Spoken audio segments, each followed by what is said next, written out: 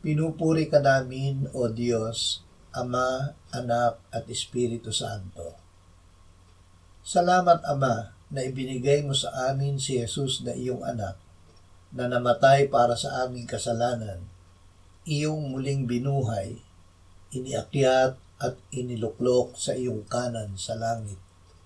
Salamat na ibinigay mo sa amin ang iyong banal na Espiritu, at sa pamamagitan niya ay ibinuhos mo ang iyong pag-ibig sa aming puso.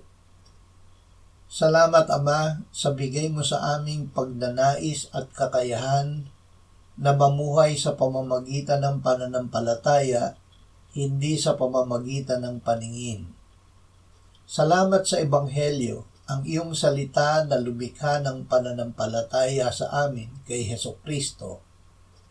Dahil sa pananampalatayang ito, kami ay binigyan mo ng buhay na walang hanggan sa pangalan ng iyong anak. Amen.